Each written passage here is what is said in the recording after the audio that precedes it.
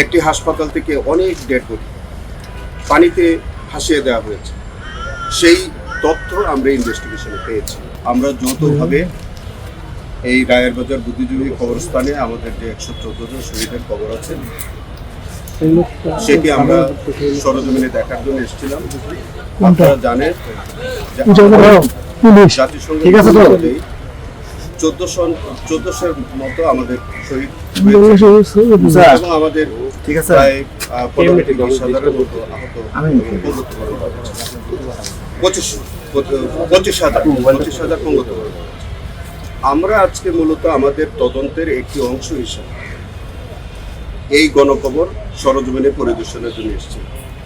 আপনারা জেনে থাকবেন যে আমরা ইতিমধ্যে 834 জনের আমাদের যারা শহীদ হয়েছিল তাদেরকে আমরা শনাক্ত করতে পেরেছি।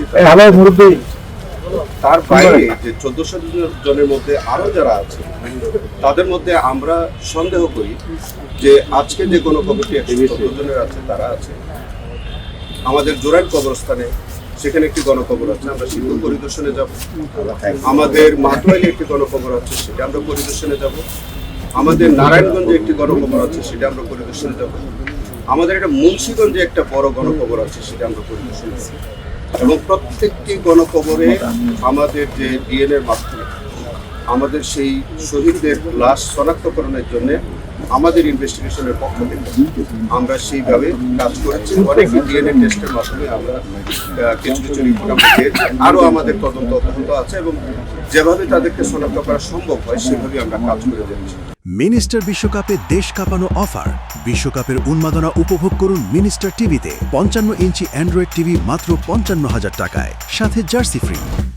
আপনারা জানেন যে এই 4-5টি গণকবরের বাইরেও তখনকার সময় আপনাদের মনে থাকবে যে তখন অনেক হাসপাতালে অনেক ডেড বডি থাকতো, যারা জুলাই যোদ্ধা শহীদ তাদের এই ডেড বডিগুলো তখনকার হাসপাতালগুলো অনেকগুলো হাসপাতাল সেগুলো আমরা চিহ্নিত করার চেষ্টা করছি।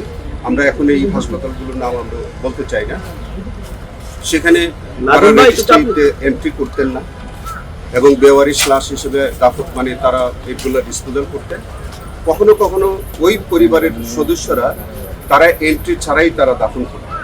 সেখানে সুরত করতে দেওয়া হতো না, পোস্টমর্টম করতে দেওয়া হতো না, বা ইভেন দেন হাসপাতালগুলো রেজিস্টারে তারা এন্ট্রি পর্যন্ত করতেন।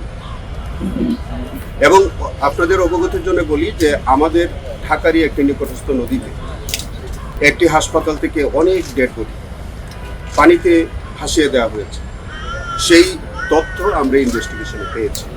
আমরা সেই হাসপাতালের তখনকার কর্তৃপক্ষ সহ যারা এই অপরাধের সাথে যারা জড়িত ছিল আমরা তাদেরকে শনাক্তের চেষ্টা করছি এবং তাদেরকেও আমরা বিচারের আওতায় ইনশাল্লাহ নিয়ে আসবো।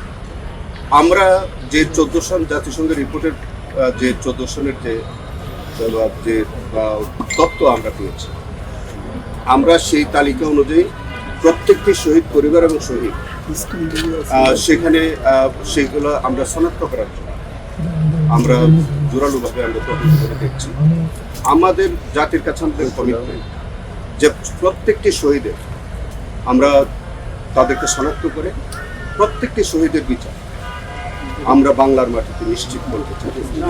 ইনশাআল্লাহ আমরা কোনো অপরাধী এই হত্যাকাণ্ডের সাথে এই জেনোসাইডের সাথে যারা সম্পৃক্ত কোনো অপরাধী যাতে পার পেয়ে না, আমরা সেইভাবে আমরা কাজ করছি। আমরা আপনাদের মাধ্যমে আমরা জাতিকে প্রতিশ্রুতি দিতে চাই যে এই গণহত্যার সাথে যারা জড়িত, রাষ্ট্রের যত বড় ব্যক্তি হোক, রাষ্ট্রযন্ত্র যারাই জড়িত থাকুক, এবং যারা এই এর মধ্যে তারা যদি মনে করে থাকে যে তারা পার পেয়ে গেছে, তারা বুকার স্বর্গে বাস করছে, আমরা আমাদের ইনভেস্টিগেশন আমাদের প্রসিকিউশন টিম এই প্রত্যেকটির বিচার ইনশাআল্লাহ বাংলার মধ্যে নিশ্চিত।